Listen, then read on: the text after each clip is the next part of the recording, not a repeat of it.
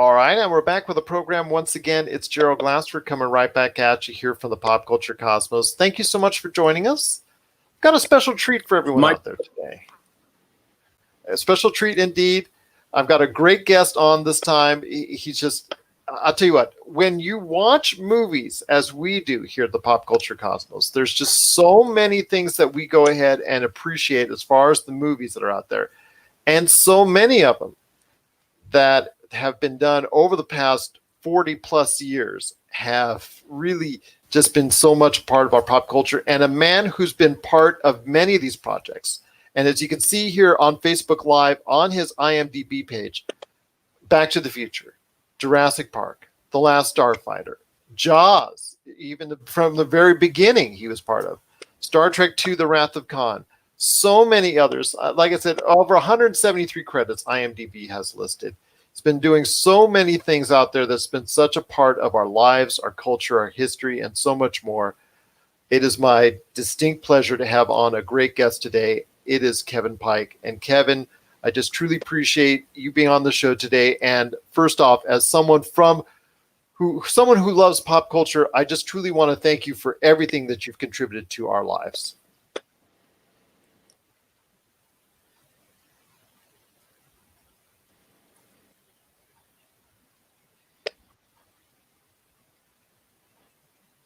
Kevin, you still there? Well, thank you for having me, Gerald. It's a pleasure to be here. I'm happy to talk with you and all the fans. The business after 45 years, I'm still here. Good. There's a lag. There's a lag, so don't worry about it. So yes, I appreciate you having on here. Go ahead, continue. It's all yours. I can see you. Thank you very much, Gerald, for having me. I'm happy to be here and treat the fans with some behind-the-scenes knowledge. Everybody's excited about Jaws. It's a Shark Week everywhere.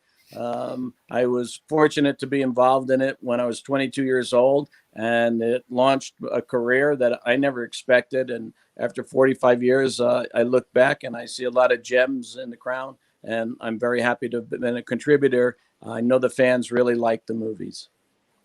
From a person who has been either part of the special effects team, been a consultant, or on many films, been the special effects supervisor, your list and career is just truly one of the most outstanding in Hollywood. And as someone who actually worked for a couple different special effects companies way back in the day, Boss Film Studios and Pacific Data Images, just as a small, tiny role in there, I see the effort that goes into it, or I saw the effort that went into it each and every day, the hours that every single person at these special effects companies that they put in, the work that they do, and the things that they commit to. And like you said before, the things that you've been part of, can you just at this point in time just sit back and just truly appreciate everything that you've done for the movie industry? I take a moment every now and then to look at some of the pictures, some of the posters, the awards from time to time, and job. And a lot of things didn't always go as well as you'd like because it's special effects. But I'm very happy when I take a look at the body of work. I know that the fans like it. They always have questions about one film or the other, and I'm happy to answer them. And so I hard work pays off. It does indeed. And again, you've done such great work over the years. And I know you get hit upon by numerous fans out there, numerous people and individuals such as myself that want to say, you know what, I love you and I love your work in this movie. I love your work in this television show. I love your work in this movie. And I know that you get hit up with all the same requests for a great majority of your work. I mean, many of the work was just recently highlighted in our top 100 films of all time on many of the movies that you were part of. I want to ask you this. Is there one movie that you think deserves more love?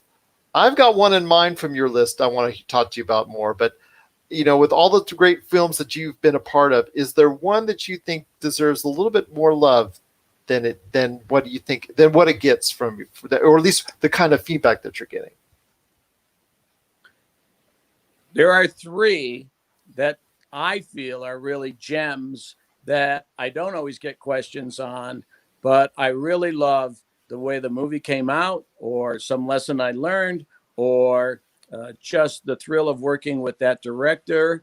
The first one is Last Starfighter, and that's because it happened to be the first big show that I landed, and it was baptism by fire. I wasn't necessarily over my head, but I was scrambling every day to get the gags the way they wanted them. I learned a lot. It came out well. They're coming out with a 4K, and they've just granted me a commentary track on it. So I hope you all look forward to that. The other one that I'm really fond of is Tim Burton's movie called Ed Wood. It was so soft-spoken, but it was black and white. It was a historical biopic with Larry and Scott Alexander writing the story about the best parts of his life. He was a really interesting character. I loved the script. I love trying to achieve everything that Tim wanted. You got to kind of discern what he's going for and where he's looking and guess ahead of him. Johnny was fabulous. It was fun to do history on the way old pyrotechnics were done when he made his Silly Bee movies. But it's a wonderfully crafted movie. Martin Landau's performance as Bella. I had fun on it. It was always interesting, and I'm very proud the way it came out. I think that Tim did a great job on it, and it tells a wonderful story. The third one that I always enjoy talking about, and I can because I worked on it, is Fight Club and working for David Fincher. What a tough nut to crack. He knows everything about everything, and you better be ready because you're going to hit the ground running with him. I had the pleasure of working with Brad Pitt and Edward Norton. Just wonderful guys. A lot of hard work, a lot of detail in everything that David does. I was pleased that he asked me again after the show to work with him on a music video by A Perfect Circle called Judith, which was just as difficult as it was when we were working on Fight Club. But those three movies, I don't always get questions about. But if I had $1 for every time somebody said, "Oh, you did Last Starfighter? I love that film." Well, I do too. And I'd be very wealthy if I could compensate. I hear you on that. And Fight Club and The Last Starfighter were both very influential films for altogether different reasons, but they're both still part of our pop culture and very excellent films. But Ed Wood is something that was the one I was going to point towards you. I said I had one in mind, and that was the one I was going to talk to you about, because Ed Wood, like you said, it was great. I saw it in the theaters. I saw the imagery. I saw the quirky way it was approached, and it was approached in the best way to deal with his character, his life, the way he perceived things. So your crew, just from all aspects, from Tim Burton to Johnny Depp, like you said, just approached it in the best way possible.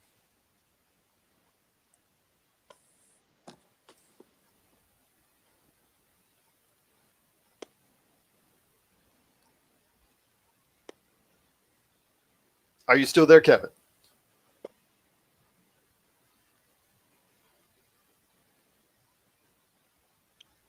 Kevin, you still there?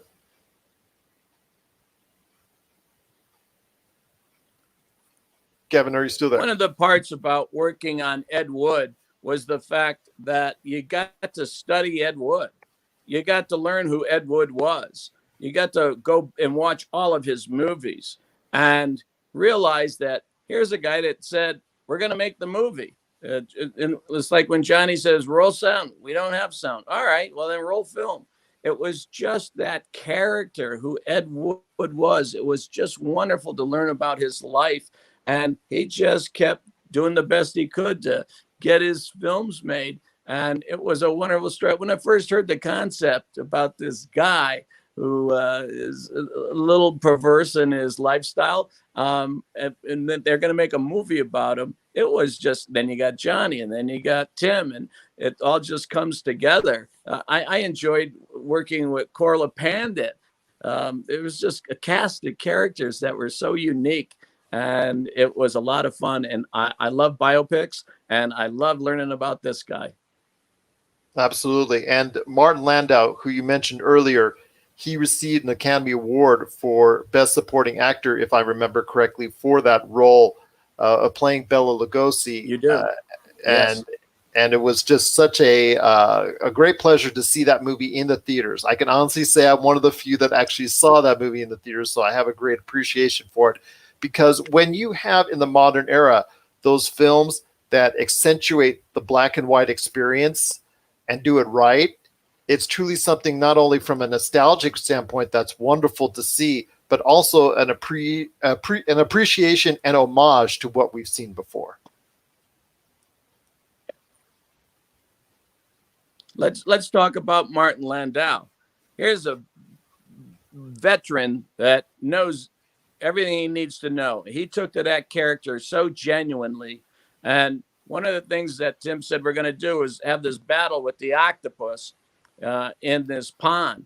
And one of the things that most people don't know is we went to the same location that Ed Wood filmed in and did the same stunt with making the pond by using sandbags and loosely lighting it with headlights. And we had the luxury of making the water warm for Martin. I hope he appreciated that. And doing that whole scene where he had to improvise because the octopus didn't work. And Ed Wood had to say, just fake it, wrestle around, and we'll make something happen. Academy Award worthy, definitely. Just a genuine pro. Sometimes you actually was more difficult, I would imagine, because in real life, these situations went awry or with the way that it was directed. So you not only had to create a situation where these scenes didn't, in general, in context, had to not work perfectly. They had to mess up. They had to look like it was B grade. And sometimes that's even harder than doing something straight in and of itself. You're right about that. When we had to fly the flying saucers over the models, we had to research what they looked like and how the old people did it back then. And, we had to research the pyrotechnic methodologies and what they used back then and still make them look. They had to be safe, of course, but it had to contribute to that look, which was done years before. And that historical part of it was so enjoyable. It was just like reading a good book. And we had a lot of fun matching some of the old pieces and old props, things like that. It was just all good. All good indeed. Once again, I'm speaking to Kevin Pike. He's a special effects, I guess you could probably say this, legend. Supervisor.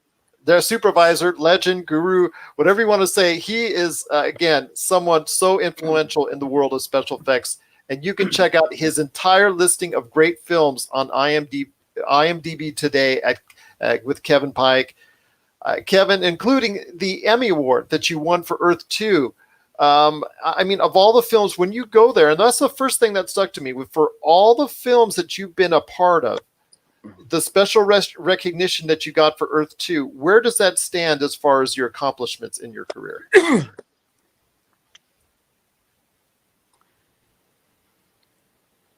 When you look back on the shows that I was involved in and how the shows manifested themselves, and I got involved with them, starting right from the early tales on Jaws.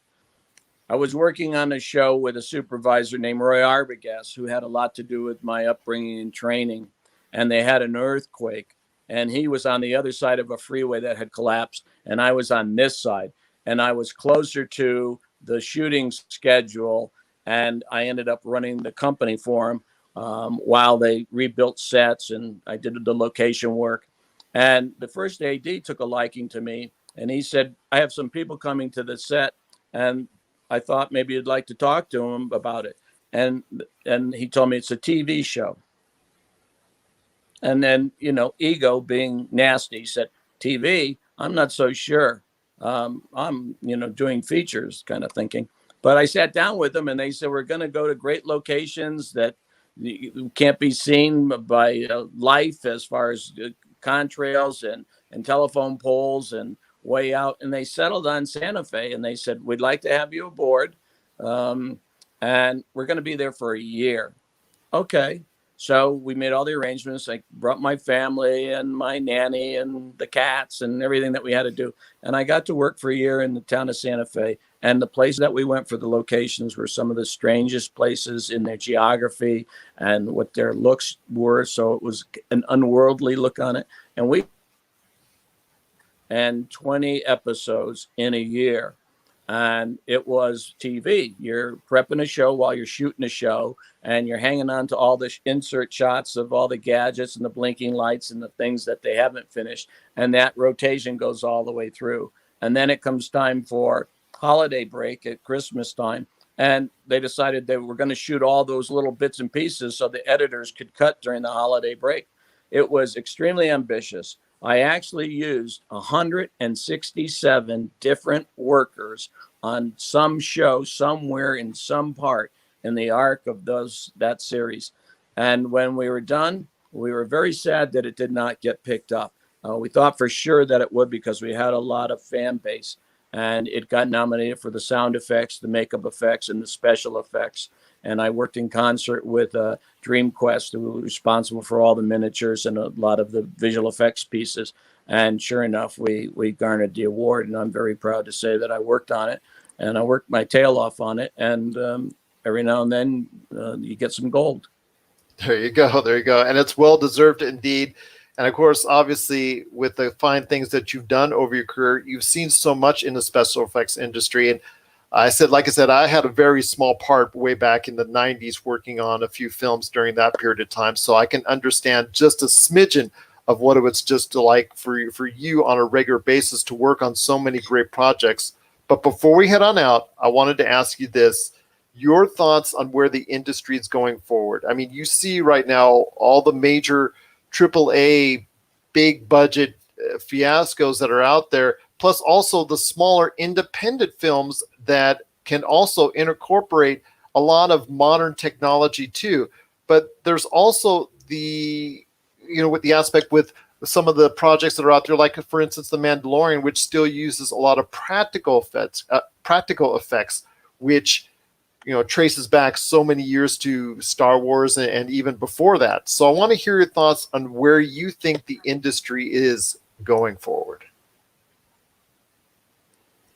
I've been fortunate to start back when our mechanical effects was focused on the elements: wind, rain, fire, snow, sleet.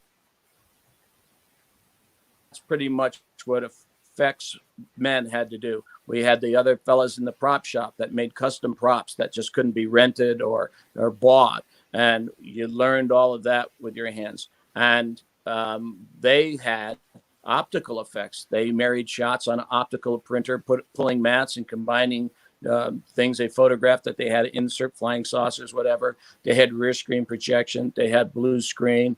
And I worked with a lot of wonderful, talented special visual effects artists at the time. Universal had Al Whitlock, and he was a joy to work with when you had to perform something in front of a blue screen. And that all grew up, and they started doing video effects and combining them, and it ended up being the CGI world that it was. And when that took off, it kind of overloaded itself. It thought it could do everything. And so everything was tried. Oh, we don't have to do that. We can just do it this way. We can do it with a visual effect. And then they realized that that look wasn't always so comfortable with everybody. And they started making a marriage of our work, and it got popular again. And we ended up doing bigger effects work than ever before. He's very popular about combining both sides on all that he does. He's fun with all the car crashes and all the full-size pieces. And I think that's the marriage that it has to take. Where it's going, it's anybody's guess. Right now we're getting hit with some trouble called the virus, and everything is not moving forward. I hope it ends soon. I hope everybody gets to go back to work and do what they love. And I'm not sure what the future is going to bring. I had the pleasure of being on the Academy Committee for the visual effects to help corral what films should be up for consideration. and got to look at tons of information and tons of history and tons of behind the scenes stuff at our bake-offs with all the information in the pamphlets. It's just a wonderful contribution to film, and where it's going to go, it's anybody's guess. You never know what the new technology is when it comes along. Let me ask you this real quick. Do you think, when you talk about award season time and all that, do you think that the Academy's normal approach that it has to appear by Christmas in a theater, in theaters in Los Angeles and New York by Christmas, do you think for this 1 year, due to obviously the events of the coronavirus, that they should waive that and include a lot of projects that are on streaming networks and that were based for streaming networks per se? What they've done, if I understand my emails, is that they've passed new ruling stating that if something could be streamed in a legit fashion, feature length, everything except for the medium, no, because the theaters are closed, then it would be accepted. And they're also listing those screeners on their website. So as soon as it qualifies for its ruling, then you can go ahead and watch them, as opposed to waiting for DVDs to be delivered by UPS and FedEx later in the year. And as a matter of fact, I've already started getting DVDs sent that I can watch the shows now before we get to the mad rush around the holiday time. So yes, they are. Well, that's awesome. That's awesome to hear. And I was kind of worried about that myself, because obviously you have so many precedents that have already been in place for so many years, but it's good to see this kind of leniency in this time of emergency as we are experiencing right now at the moment. But Kevin, I want to just thank you for your time. But before we head on out, do you want to go ahead and is there anything you need to plug or anything you want to go ahead and tell the fans out there before we head on out? You have to make modifications. You have to make these modifications. If you can't go to the theater, and the rule is you have to see it in a theater, then you're going to have to change something, or you're going to skip a year. It's like sports. What are you going to do? You have to make some changes somehow, and hopefully that the people will take advantage of the system and tune into it too. I know people just were so purist, they won't go to a film unless they can see it in a theater. Despite the texting of the teens and things like that, the audience reaction is something that they live for when they're watching it, and the value of the input through a big screen. That's awesome to hear. But before we head on out, you've just been so gracious with your time, and I don't want to keep you too much longer, but I want to know, is there anything you want to go ahead and promote before we head on out, or tell the fans out there at large? I'm happy to hear from the fans if they just grab onto my email address. If they have questions, or if they're looking for some autographed pictures with the DeLorean time machine, for instance, that seems pretty popular, I'm happy to do it. I work as a writer's consultant now, and if you've got a script you don't know how to finish, by all means, tag me, and we'll see if we can work out something. Well, that's awesome to hear indeed. Once again, I'm speaking to Kevin Pike. He is, again, right now, just one of the greatest individuals to ever be a part of the special effects industry. Again, so many different projects. You can check out all of his entire work right there at IMDb, his awards that he's won, the movies that he's been part of, and television shows over the course of the years. And again, Kevin, I just truly appreciate you taking the time to speaking with me today. And again, from all of us who have enjoyed your work over the many years, I cannot thank you enough for providing us so many great memories in the world of pop culture.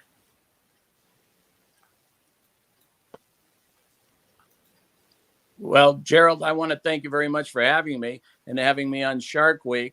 It's always fun to know that a movie you did 45 years ago still holds up and everybody wants to see it again. I'm glad I offered something for enjoyment, and the perpetuity of film helps people like it again year after year. Gosh, Back to the Future's on TV every day somewhere. So joy to the hearts, and appreciate the fondness and reciprocation. If I can do anything to help you, I appreciate it very much. Thank you, Gerald. Thank you again. And so thank you so much for being part of the pop culture cosmos. Happy.